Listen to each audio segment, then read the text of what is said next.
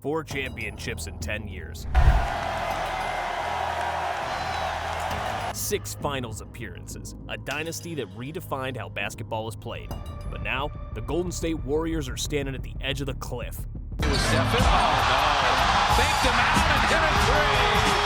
One last shot at glory before time, contracts, and reality close the window for good. This isn't just another season. This is the Warriors' final dance. After a couple of disappointing years, Golden State made it clear they're not ready to fade quietly. They went back to the lab, looked at every weakness, and tried to fix it with one goal in mind: one more ring. And what did they do? They added Al Horford. They brought in Seth Curry. They locked up Jonathan Kuminga. They doubled down with Steph, Draymond, and their new co-star, Jimmy Butler. Sounds like a cheat code, right? Except there's one big question hanging over all of it. Does the NBA have a Warriors problem? Or are the Warriors finally the ones with the problem? But before we start, if you love basketball and you're one of the 90% who watch without subscribing, it's time to join the NBA Inside family. Click it, and let's live this season together. Last season was chaos. Golden State hovered around .500 for most of the year, stuck between flashes of greatness and stretches that looked like the dynasty had finally run out of gas. Then came the trade. Jimmy Butler joined mid-season, and everything flipped overnight. The Warriors suddenly looked like the old Warriors again. After Butler arrived, they went 23-8, posted the league's best defensive rating, and finished the season at 48-34. Good enough for the 7th seed, just 4 games behind the number 2 Rockets. In the play-in, Curry and Butler dragged them past Memphis. They took down Houston in a brutal 7-game brawl that left both teams exhausted. But in the next round, disaster hit. Game 1 against Minnesota, Golden State stole the win, and then Curry's hamstring went. Just like that, the lights dimmed. He missed 4 straight games, and by the time he was ready for a Game 6 comeback, it was too late. The Wolves closed him out 4-1. It wasn't the ending they wanted, but it was proof that this team still had fight. With Steph, Butler, and Draymond healthy, the Warriors weren't washed. They were dangerous. The front office knew it, so this summer became about one thing: plugging holes before the final run. The to-do list was long. Figure out Jonathan Kuminga's contract, find a third scorer, add size and defense up front. Simple plan, tough execution.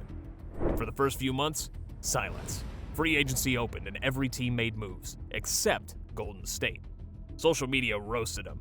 Every roster graphic had players listed under each team except one. The Warriors section, completely empty. For 91 days, nothing. Then, finally, the dominoes started falling. They re-signed Gary Payton II, gave second-rounder Will Richard a standard deal, then capped the summer by landing Al Horford, Seth Curry, and De'Anthony Melton. Just like that, the silence turned into a whisper of hope. Now, none of these moves scream blockbuster, but they make sense. Al Horford at 39 still brings elite floor spacing and defense. On the drive, he kicks it to Horford, three-pointer on its way, and down it goes again! He played 60 games last year for Boston, averaging 9.6 boards and shooting nearly 40% from deep. He's exactly what Steve Kerr's been chasing for years, a big who can shoot, pass, and defend without needing the ball. Horford's shooting helps offset the spacing issues that come with Jimmy Butler and Draymond Green. And when he shares the floor with Steph, that's basketball geometry at its finest. Of course, the risk is obvious: age. Horford will miss time. He's not playing 82 games, but when he's on the floor, he still impacts winning. His IQ fits the Warriors system like a glove. Then there's Seth Curry. The younger brother finally joins his big bro in Golden State. You can almost hear the Splash family jokes already. Seth's not just a feel-good story, though. He led the NBA in three-point percentage last season at 45.6. That's ridiculous. And in a system built around spacing and movement, he's tailor-made for Kerr's bench rotations. Finally, there's De'Anthony Melton. Quiet pickup, but huge potential impact. He's that defensive guard who does everything right. Deflections, hustle plays, energy. He only played 6 games last year before a torn ACL shut him down, but when healthy, he gives them exactly what they've missed since the prime Andre Iguodala days. If he stays healthy, Melton could swing games just by changing tempo and attitude. And let's not ignore the elephant in the room, Jonathan Kuminga. The dude's been a walking highlight reel since he entered the league, but his place in Golden State's system has always been confusing. Some nights, he looks like the future face of the franchise. Other nights, he's glued to the bench because he can't sync up with Steph and Draymond's rhythm offense. This offseason, the tension built. For 92 days, no deal. Trade rumors everywhere. Sacramento dangled packages. Phoenix tried. Nothing stuck. Finally, Golden State and Kuminga's camp agreed on a 2-year, $48.5 million contract with a team option. That's not "we believe in you forever" money. That's "show us something this year" money. Kuminga's still only 22. He's athletic, explosive, and strong enough to finish through contact. But his game still needs polish. Quicker reads, smarter cuts, better awareness. If he figures that out, he could be their bridge to the future. If not, he's the trade chip for the next superstar. So where does that leave the Warriors now? Their depth chart is basically a time machine. You've got 4 starters over 35. Steph, Draymond, Jimmy, and Horford.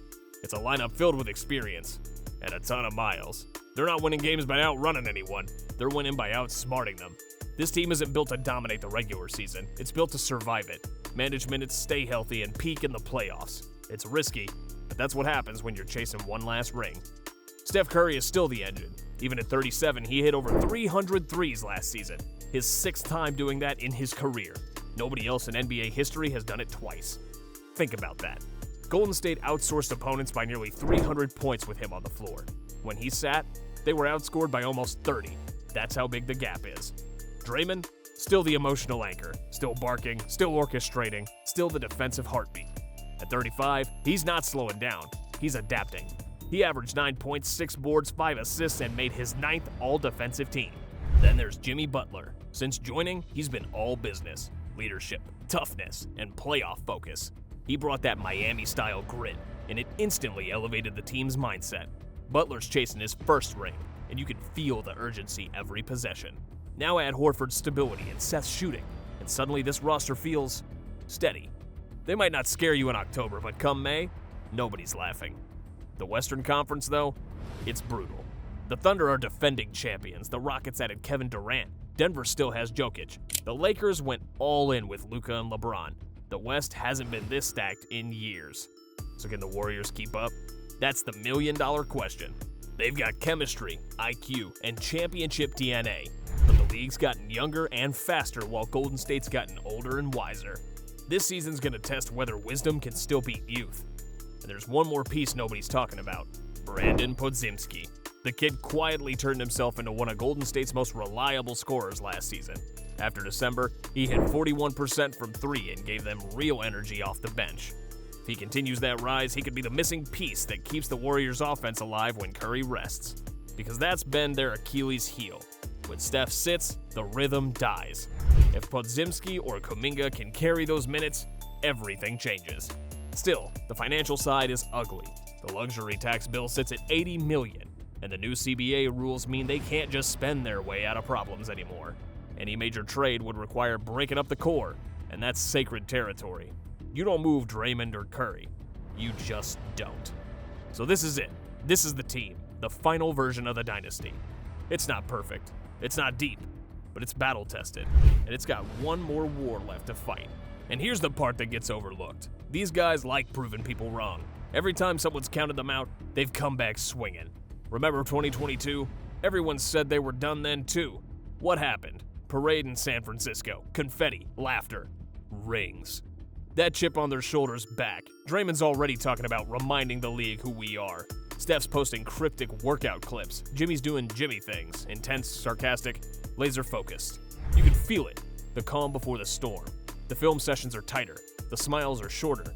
The veterans look serious in camp, like they know exactly how short this window is. Steve Kerr's even hinted that this team reminds him of the 2015 group. Hungry, overlooked, and united by a single purpose. We're not chasing ghosts, he said. We're chasing moments. And now, it's about legacy. Steph's chasing that 6th ring, the one that puts him right next to Jordan, Magic, and Kareem in the all-time conversation. Draymond's chasing validation as the greatest defensive leader of his era. Jimmy's chasing the only thing missing from his resume, the one thing he's bled for, but never touched. They know this could be their last ride together, and that's what makes it dangerous. Desperation does something to great players. It sharpens them. It turns every possession into a statement, every night into a mission. The Warriors might not have the flashiest roster, but they've got something rare: belief. The kind that doesn't fade, no matter how many people doubt him. So when this season tips off, don't just watch for wins and losses. Watch for the moments, the quiet nods between Steph and Draymond, the way Butler claps before a defensive stand, the way Horford points before a rotation. Those are the signs of a team that still believes. Because this isn't a rebuild, it's a farewell tour disguised as a playoff run. So buckle up, the Warriors are chasing one last crown, and if you think they're finished, well, you clearly haven't watched Steph Curry pull up from 30 feet with the season on the line. Before we go, what do you think? Can Golden State actually make one last run, or is this the beginning of the end? Drop your thoughts below, hit subscribe, and let's ride through this season together.